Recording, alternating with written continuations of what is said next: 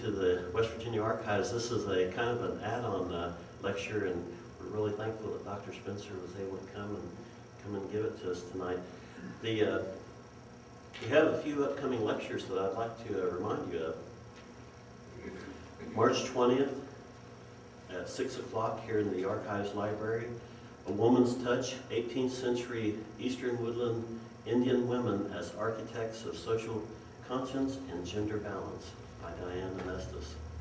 You've probably seen, if you've seen any of the things on our YouTube site and some of the other lectures that her husband, Doug Wood, did, and you'll be a little bit familiar with Diane and what they like to talk about.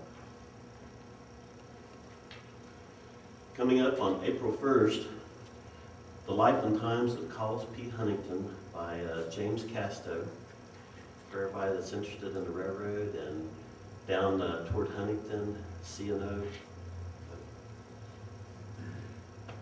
Then April 17th, Monsters and Mayhem in the Mountain State by author Michael Nost.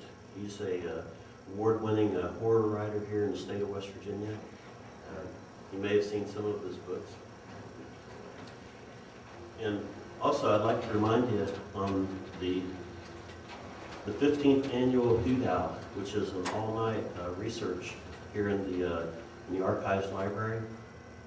That starts at 6 o'clock on March 28th, 2014 to 8 o'clock the next morning, March 29th. So it's an all-night. If you're up to researching all night, and we bring the collections down to you. We also do tours that night back through the 3rd and 4th floor. If you've never been up on the tour of the 3rd and 4th floor on the Hoot Hour, it's really quite impressive. I get excited every time I go back through there, and I'm like, my gosh, there's so many different collections with their state there. But, tonight, Dr. James Spencer will present Victory Loan Tour of 1945. In the aftermath of World War II, the United States government organized the last of its bond drives to defray some of the massive debt incurred from the war. To encourage participation, national tours of captured Nazi vehicles were organized, among many other similar endeavors. Part military, part Hollywood, the Victory Loan Tour amassed an incredible $21 billion in war bond purchases in only 2 months. Dr. Spencer will tell the story of the men on the tour who made this possible, with special focus on the tour's visit to West Virginia in late fall of 1945. A native of Western New York, Dr. Spencer received a bachelor's degree in psychology from Canisius College in Buffalo, New York, and a master's and Ph.D. from Ohio State University. He taught at West Virginia State University from 1983 until his retirement in 2013, serving as chair of the psychology department from 1993 to 2002. He founded the university's chapter of Psi Chi in 1984 and served as chapter advisor. Dr. Spencer twice won the Southeastern Region's Advisor of the Year Award. He is the author of Recollections and Reflections, a history of the West Virginia State College Psychology Department, 1892 to 1992. Please welcome Dr. Spencer.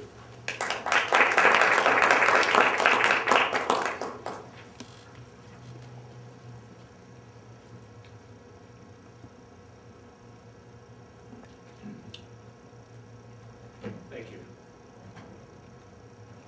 I'm a little rusty on this topic. I haven't presented it in a couple of years.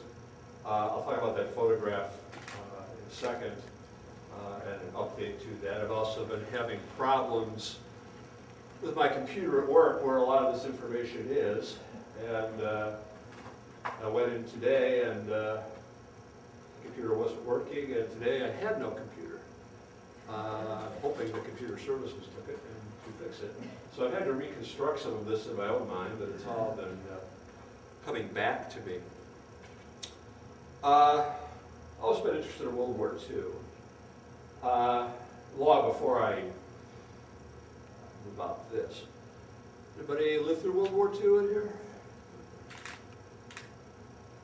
I was born in 1954, but you can always tell somebody who knows about World War II because it's referred to simply as the war. Correct? Never World War II or anything like that. It was the war. And even in high school, I remember going to the library and reading books about World War II. Anybody have a father, grandfather in the war? Did you ever have the question, what did you do in the war, Dad? My father was in the war, but I don't remember very much about him telling me about it. Now, he wasn't in combat or anything like that, and I've known a few veterans, not just from World War II, if they saw combat, they're often very reluctant to talk about it. My dad wasn't in combat, but I never really bothered to ask him much about his war service. All I remember was that he said that he was stationed in Washington, D.C. And a couple of times when I was a kid, we went to Washington, and he knew his way around. We also lived there for a while as well. I didn't really discover anything about his service and his relationship to the bond tour until his death in 1997. We were going through his effects, my older brother and I, and came across two letters, both related to his service in the bond tour. One was from a gentleman named Ted Gamble, who was basically the director of the tour. The other was from, it was a form letter, but nevertheless it was from President Truman, recognizing my dad's service on the bond tour. My older brother knew a little bit more about my dad's service, but we never really thought to talk to him about it previously. And I'm sure many of you regret not talking with a parent or grandparent about their experiences in certainly major chronological events, and then when they pass, the opportunity is obviously lost. I had dabbled trying to find out about this previously, and then in 2008, at State, we, through the library, got two new databases. And one in particular was very useful because it was a newspaper archive. And you could just put in keywords, and it would call up the newspaper in question if they happened to have the newspaper that you wanted. Now, fortunately for me, most of the papers that I ended up looking at were on this database, including the Charleston Gazette. So it made it a lot easier to find this information out. I didn't have that opportunity before. Now, the bond tours, we don't really have these anymore. As I said in the little introduction, they were half Hollywood, half military. Closest thing I could compare them today would be the Jerry Lewis telethon, except that instead of for muscular dystrophy, they were for repaying war debt.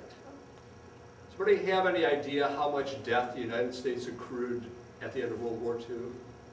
I mean, it wasn't free. Estimates, $300 billion. Now that's in 1945. Imagine what that would be today. So these bond tours were organized to inspire patriotism, civic pride, and also have people invest in the government. They actually date back to World War I, the first one. Some of you may be familiar in passing with the prior bond tour, which was in the summer of 1945. It was the 7th. Anybody ever read or see the movie Flags of Our Fathers? One of the things that they did, many of you are probably familiar with the famous photograph of the flag raising at Iwo Jima, and actually that picture was taken twice, I don't know if you know that.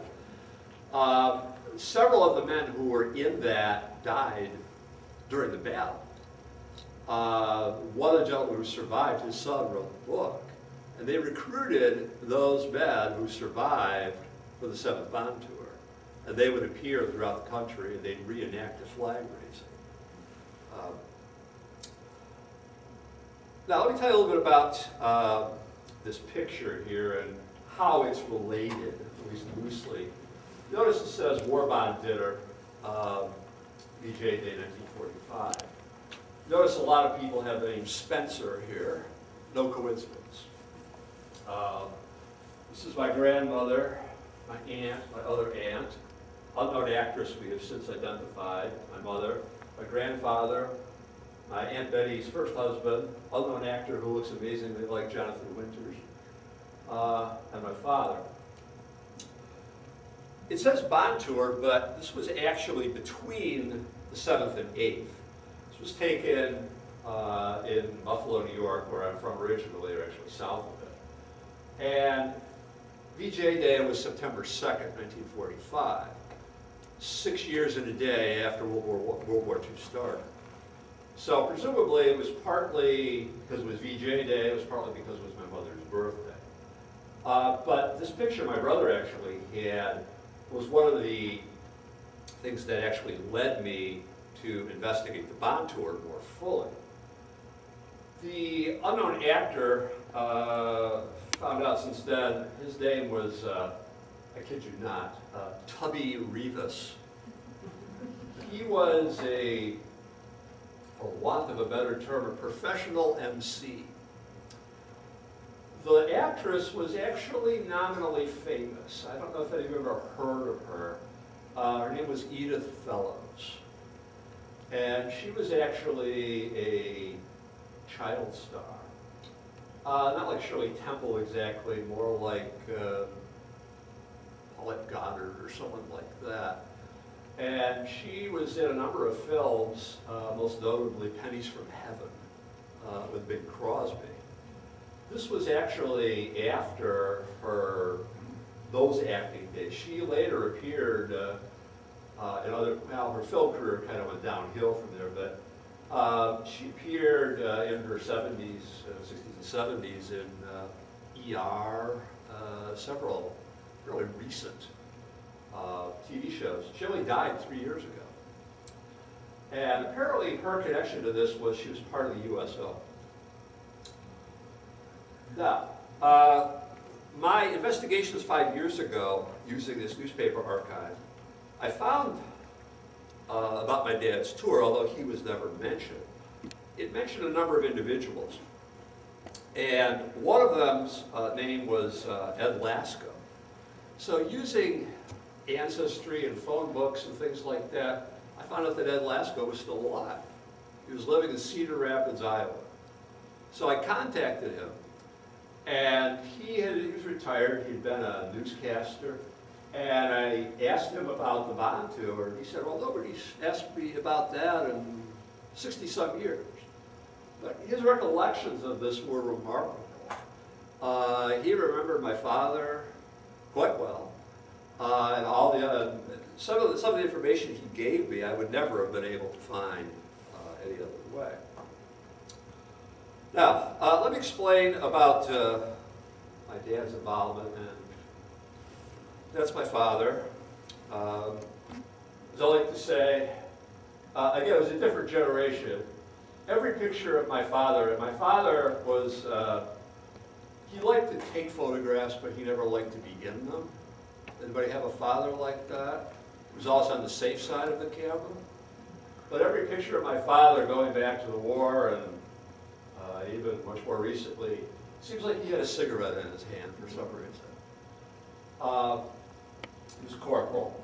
And this, we don't know exactly when it was taken, but it may have been prior or during the loan tour. The last loan tour, the Victory Loan,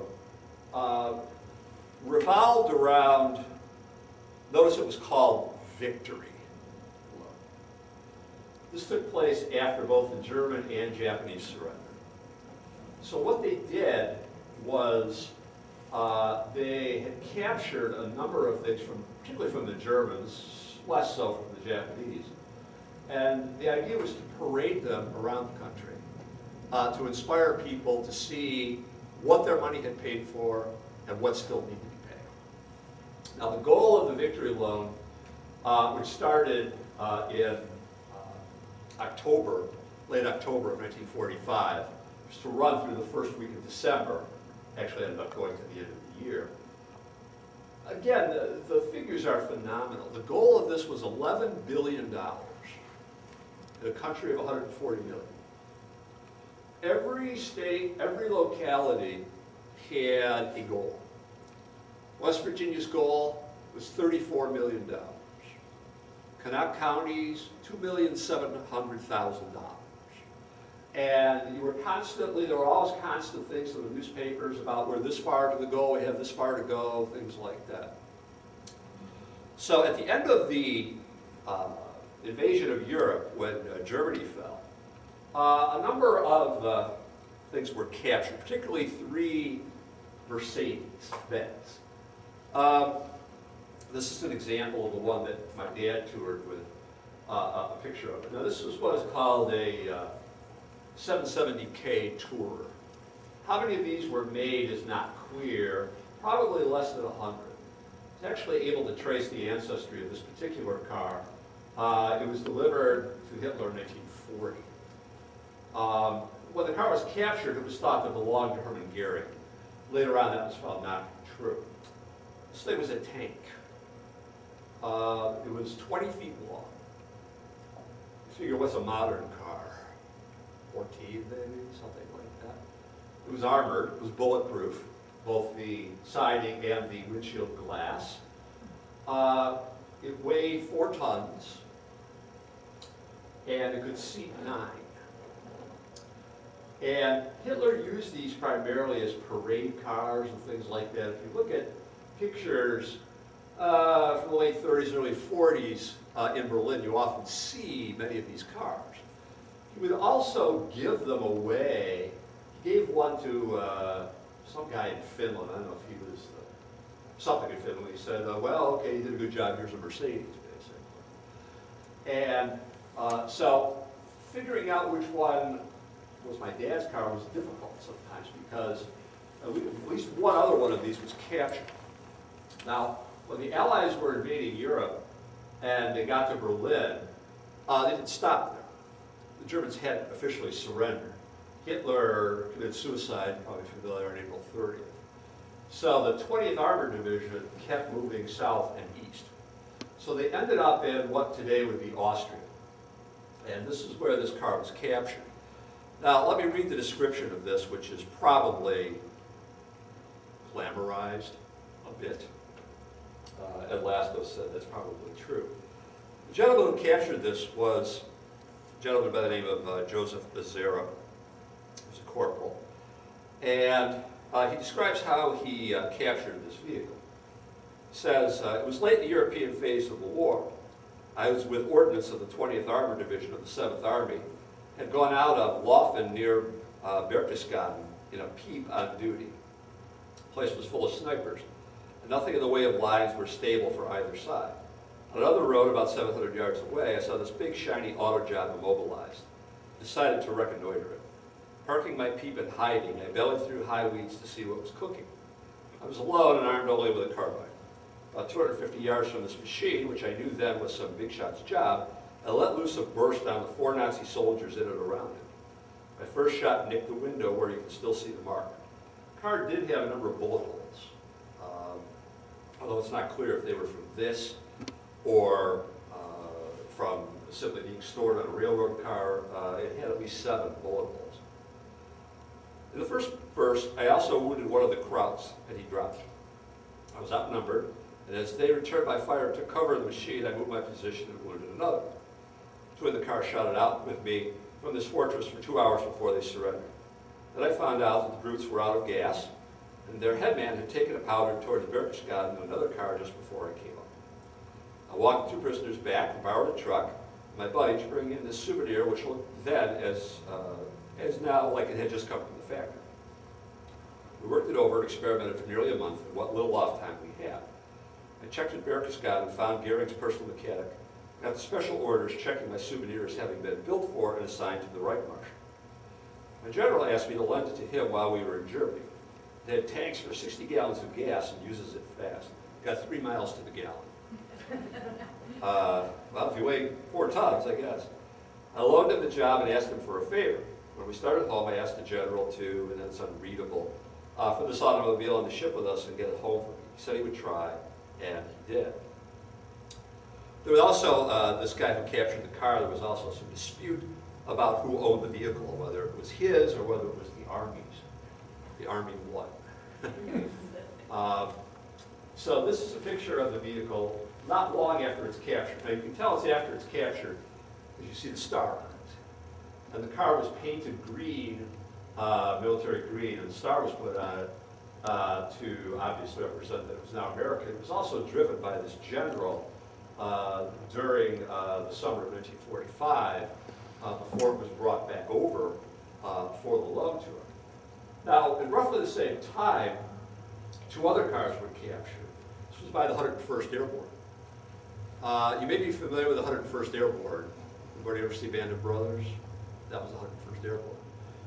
They also captured a similar car, also a 770K. They also captured a Roadster. So when I was trying to reconstruct these cars, it was sometimes difficult because they'd be talking about 2 cars that were very similar. Almost identical, in fact, the way they looked. The car was ultimately, I don't know what the word is, requisitioned, perhaps, for the loan tour. It was brought over by ship and arrived here in August of 1945. And they took it to the, is everybody familiar with the Aberdeen Proving Ground near Baltimore? It was taken there for several reasons. One, they wanted to discover its secrets. It was also fixed up. It was repainted silver now. It was originally black, so it became black and then green and then silver. And also, several of the men of the 20th Armored who were part of the Zeros group were taken to the War College, including Sergeant Lasko, to be prepared for touring the car. Now, how my dad got involved with this, I don't know. Other than the fact that he was stationed in Washington, D.C., he was a mechanic and a truck driver, and there was a convoy, essentially, when they took this thing around the country. I don't know if he volunteered. Many of you are probably familiar, too. I tried to get his full service record. Many of you may be familiar that in 1973, there was a massive fire in St. Louis where military records were stored for World War I and World War II. And a lot of them were destroyed. So I couldn't get the full scope on my dad's service. So like I said, I don't know if he volunteered or what. He didn't get out of the service officially until March of 1946. The letter that he received from Ted Gamble was dated December 31st, 1945. It is ironic, however, because my dad, I do remember this, he said that he would fix cars during the war. He said that he actually worked on cars from the White House, and he actually worked on President Roosevelt's car. If that's true, and I don't know, it's quite possible that my dad was one of few, or maybe the only person in the world who ever drove Roosevelt's car and Hitler's.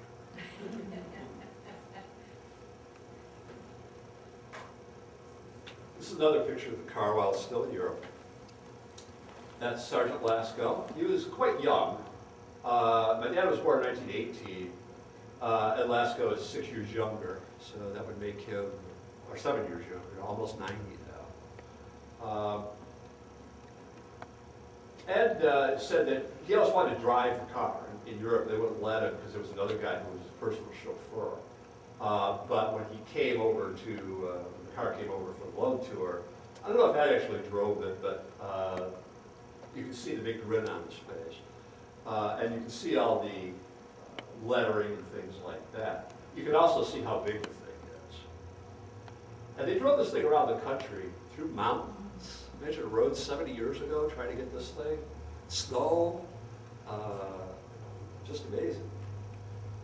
This picture is actually interesting. I'm not really sure about the jumbo eggs. That is also in Lascaux. And my brother found this picture among my father's effects a few years ago. It had gotten stuck in something. He picked it up and it fell out.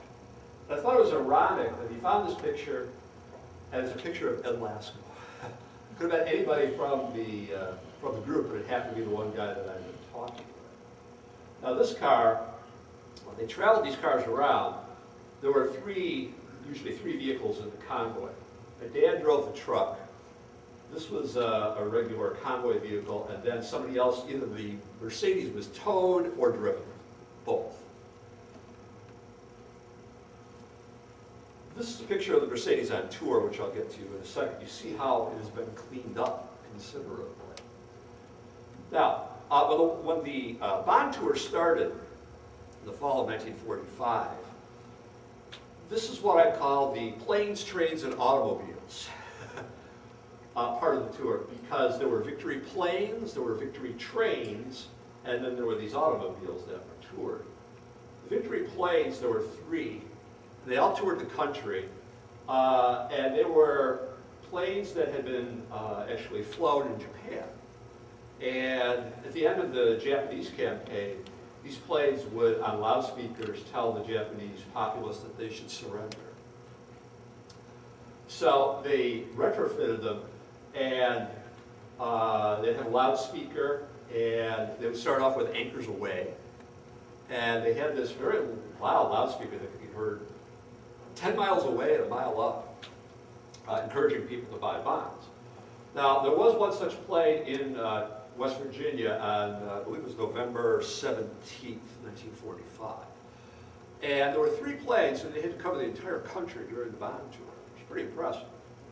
Now, there were also Victory trains. Three of these were from the Army, and three were from the Navy. The Navy had the odd numbers, and the Army had the even numbers.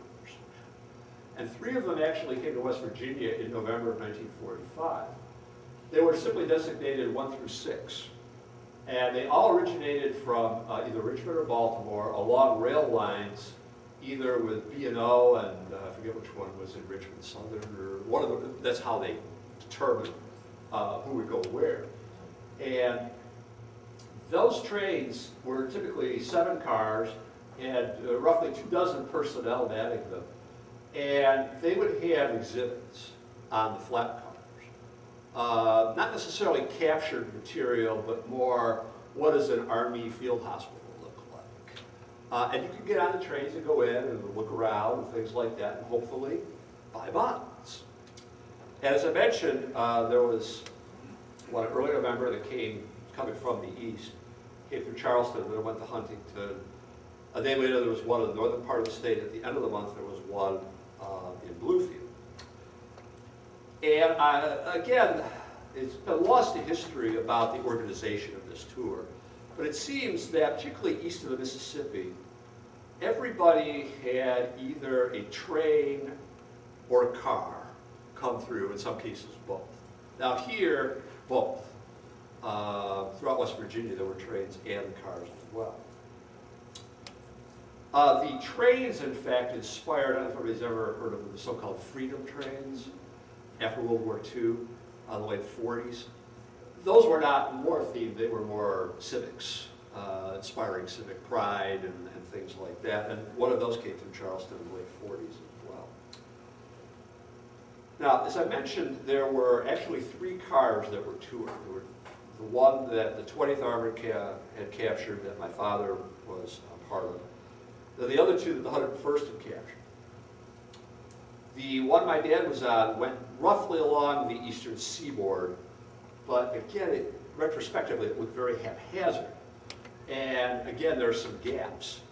The Roadster went to the Midwest, and the car similar to this, the 101st captured, went through the Mid-South. And it didn't seem to make a lot of sense the way that they organized it. For example, this Mercedes, and I can tell it's the right one by the license plate, by the way. They actually recorded the license plate when Hitler received it, and that when it came to the U.S., they issued it a special plate. And I know it's the right one because it ends in 290.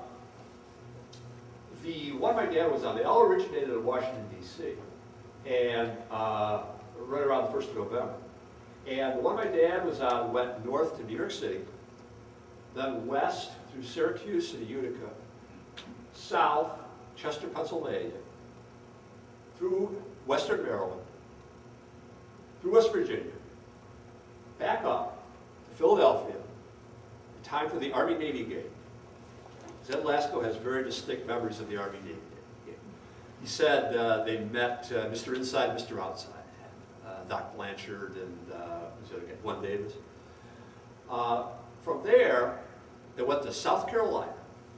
I find no references to them in Virginia because one of the other tours was there. Skipped Georgia, went to Florida, Sarasota, Ed remembers Barnum and Bailey Circus, and that's when the tour ended. The men then dispersed, and the car somehow ended up back at the Aberdeen Proving Ground. But like I said, it seemed to make no logic the way that the tours were constructed. Now again, it may have been attributable to availability, weather.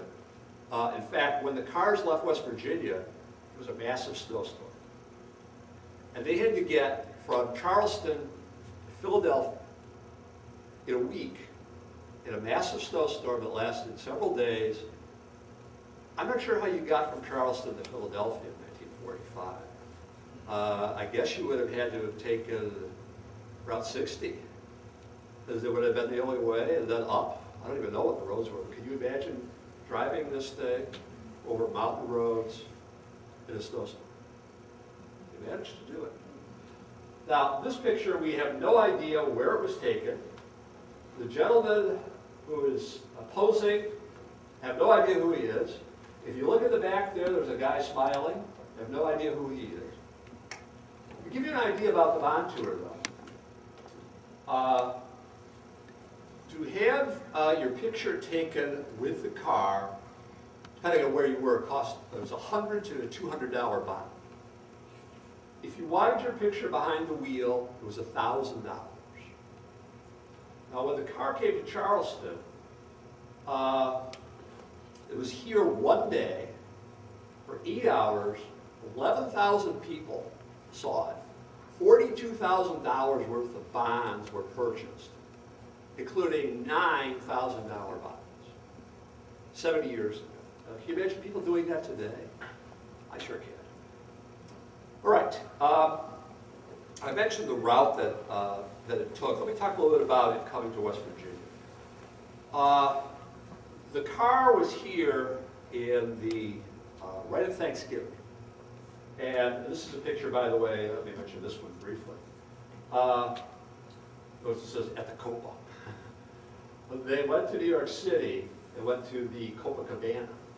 And that is Joe Azera, who's mugging for the camera. That is Ed Lasko on the right. My dad doesn't appear in any of these pictures, although that might be his hand, I don't know. Like I said, my dad seemed to be able to avoid having his picture taken at all costs.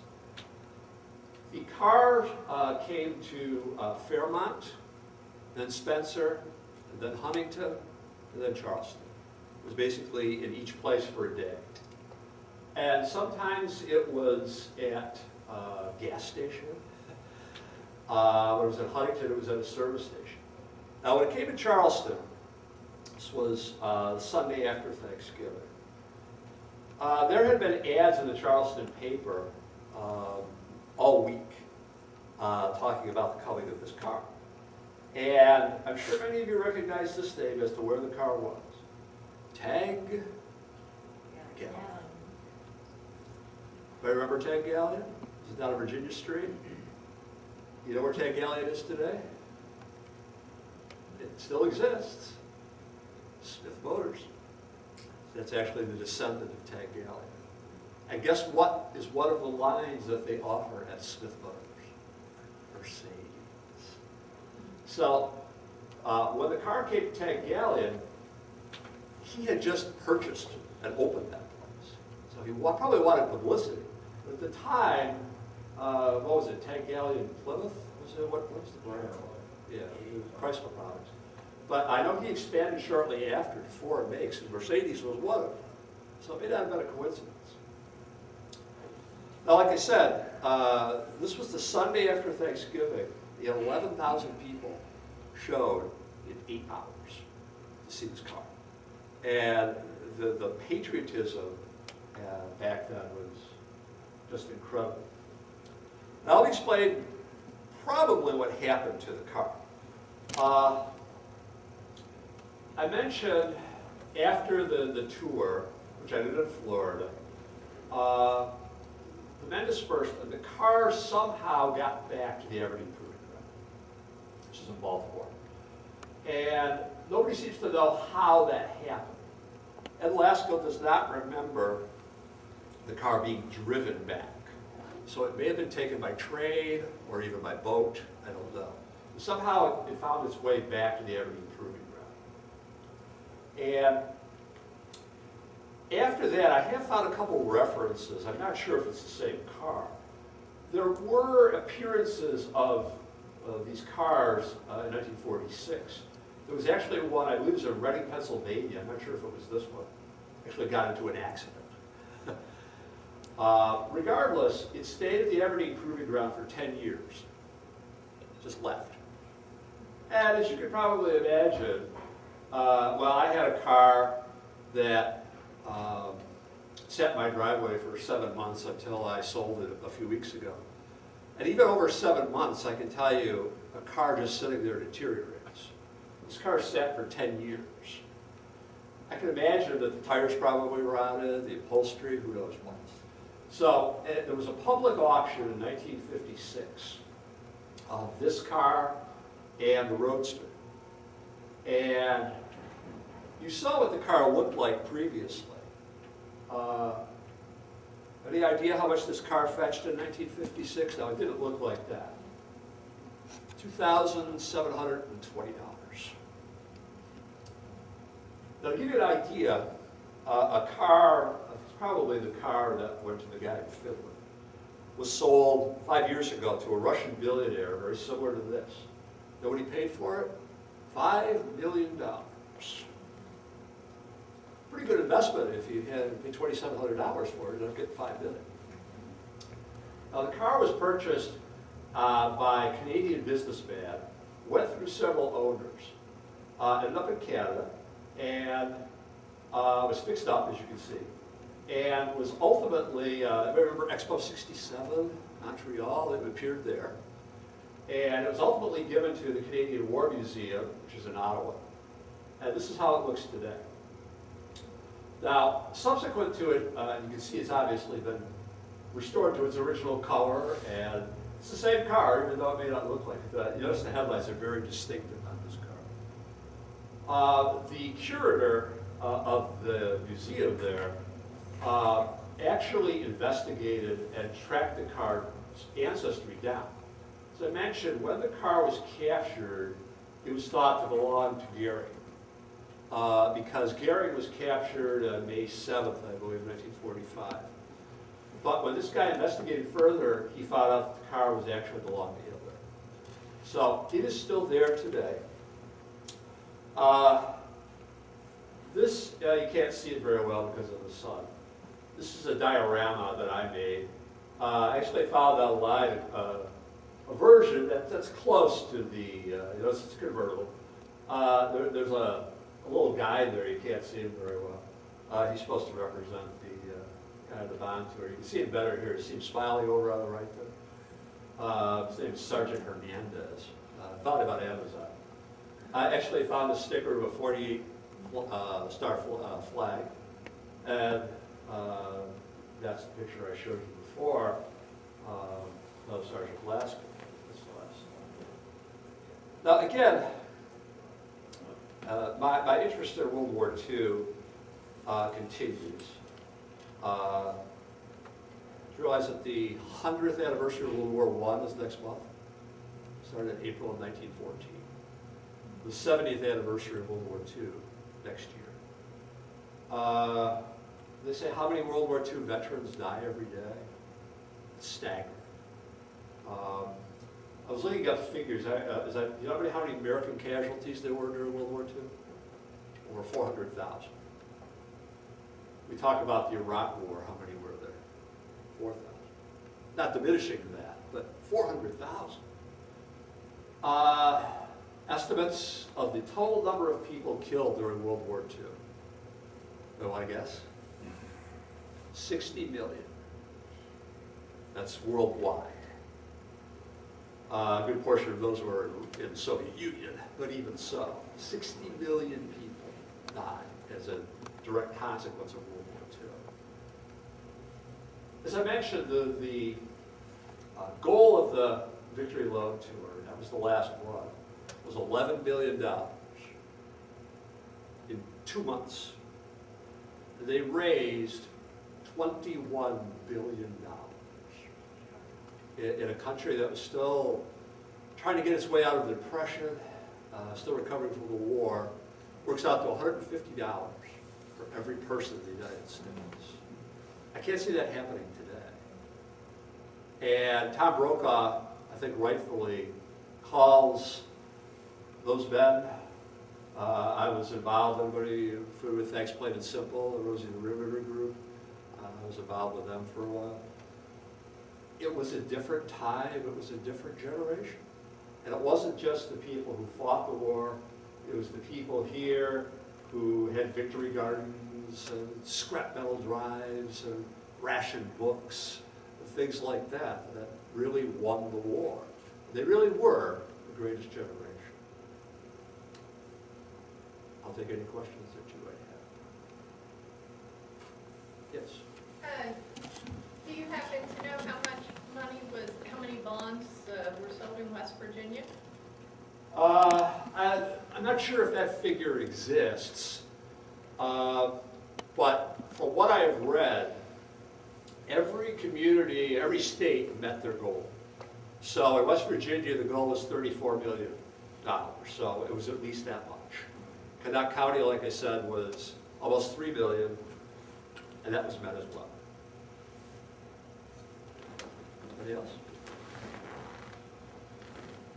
You mentioned the route that the cars would have taken to go back to Washington, especially coming from here, probably Route 60 over to Route 11 up the Robert E. Lee Highway, and then Route 50, which nowadays when we see those highways, it's like, my goodness.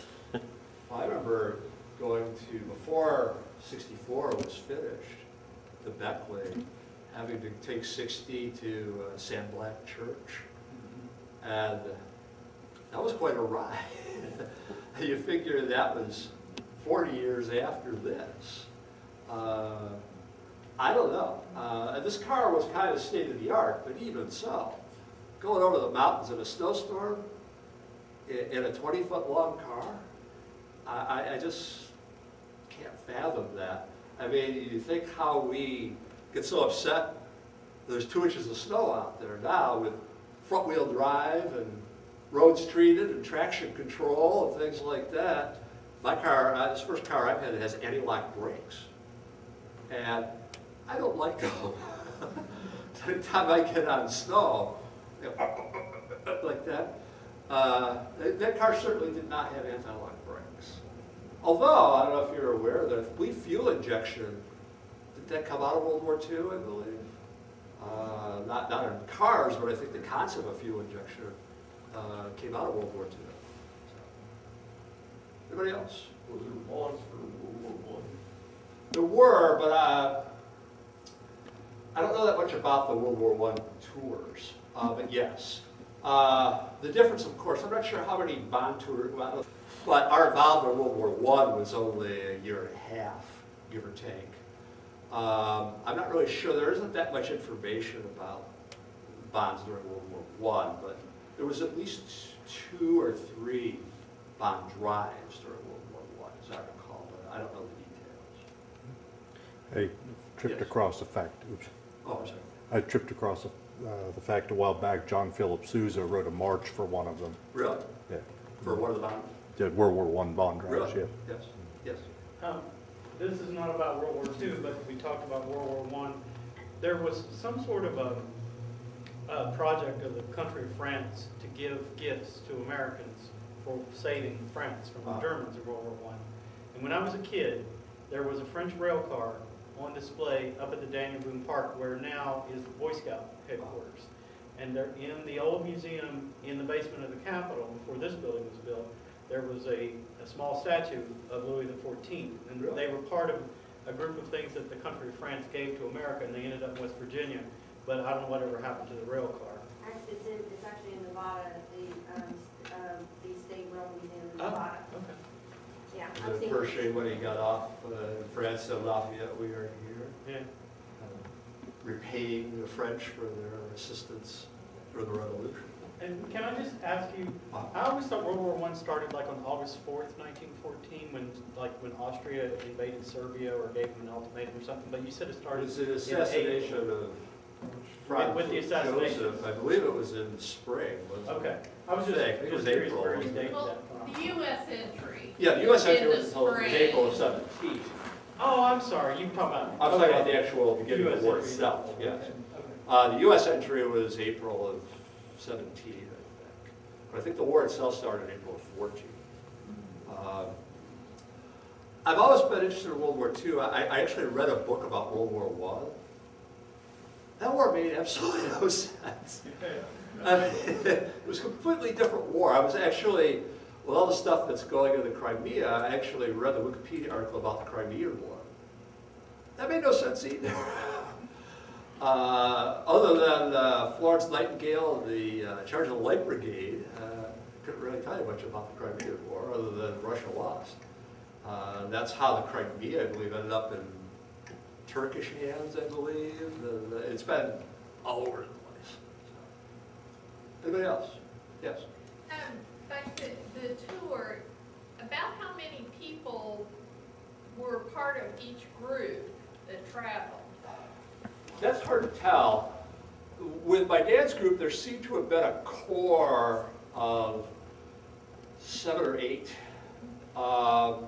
There were 4 men from the 20th. That would be Sergeant Lasko, Sergeant Azera, who was promoted for capturing the cargo. 2 others. And then there were enlisted personnel.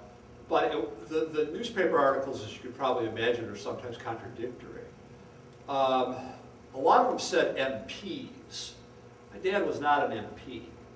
But the service personnel, from what I've been able to gather, in addition to being responsible for moving the car around the country, were also responsible for protecting it. There was usually, again, you look at different places. Now, if you notice that one picture of the guy standing in the car, I think there were, I don't know if there were ropes around it or not. So I'm assuming that they had some responsibility for that. But when they came into a town, presumably they also hired local personnel, local police. Usually the mayor was there. So I would say from the names I've been able to identify, my dad's group, I think there were 7, possibly 8 different people who all traveled as a group. And then when they went to different places, local people would contribute, as far as I can tell.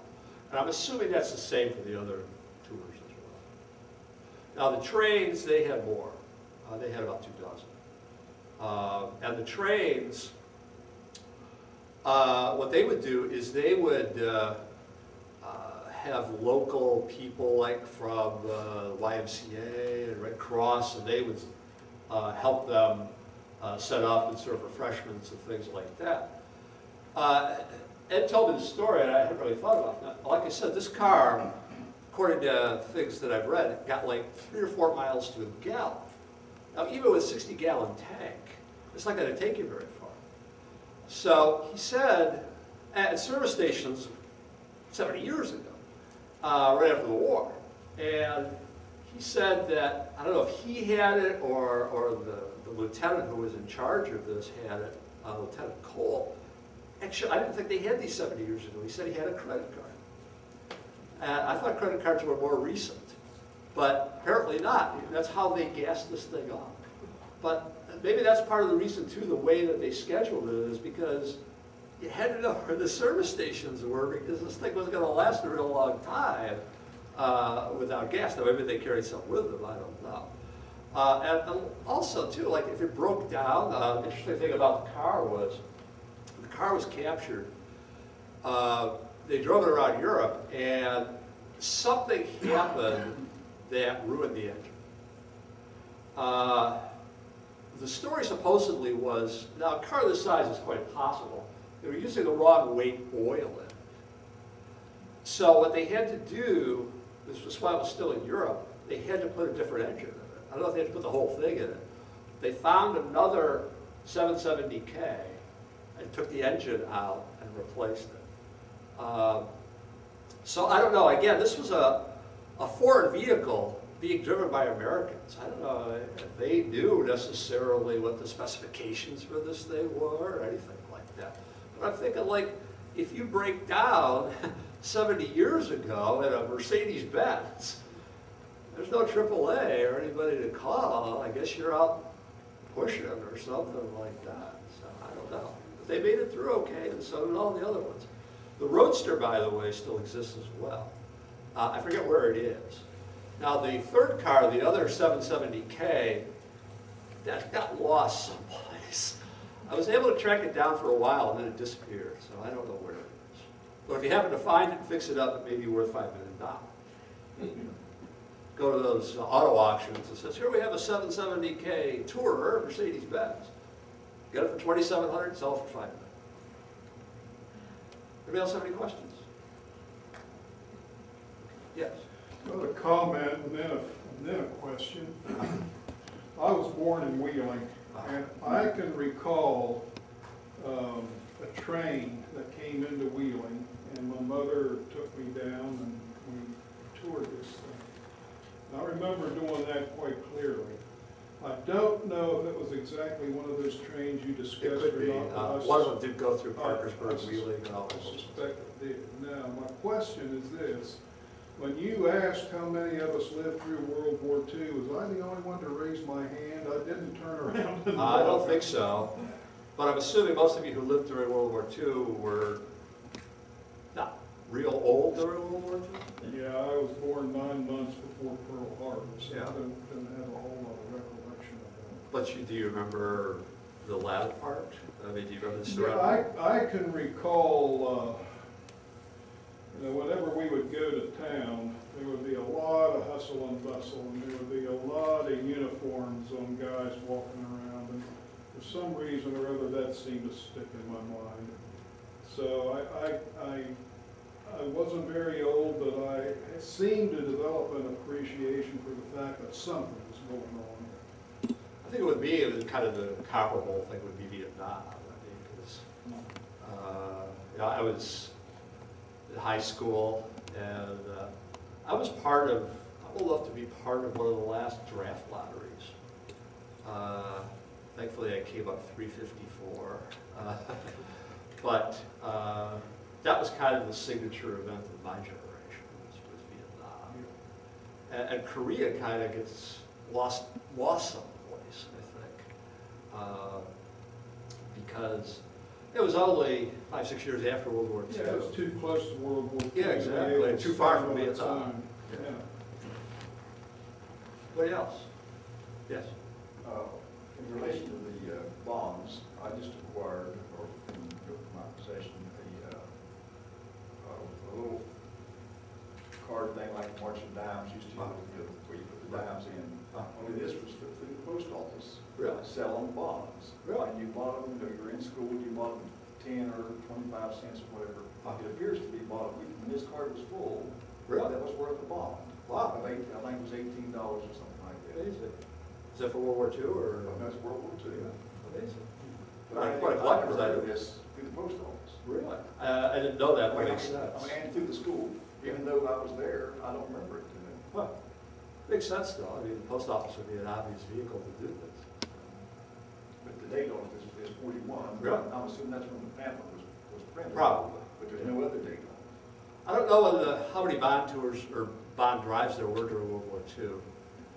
I would say probably at least 4, I would think. So that might have been the first one. It was, well, of course, it was probably before Pearl Harbor, but I think even at that time, we probably knew we were going to be involved in the war somehow. We'd already had the Lend-Lease to the British. If you know anything about World War II history, originally the Russians and the Germans were allies when they invaded Poland. And then Hitler said, well, I think I want Soviet Union too. This is why I was trying to get in Britain. And so he, Operation Barbarossa, attacks the Soviets, and we had to bail the Soviets out, even before we got into the war, because we were afraid that if Germany got into the Soviet Union, then we'd be in real trouble. So I'm assuming that that may have been anticipatory, that we were probably going to need more money. Anybody else? Okay, well, thank you all. And don't forget World War II. Every year, I mean, Pearl Harbor, still, even though I was born 13 years later, it's still Pearl Harbor Day to me. And my brother, I don't know if you can find it, it might be on YouTube someplace. He actually made a model of the USS Arizona. Well, it forged the plastic, obviously, but it was one of those giant models of the USS Arizona.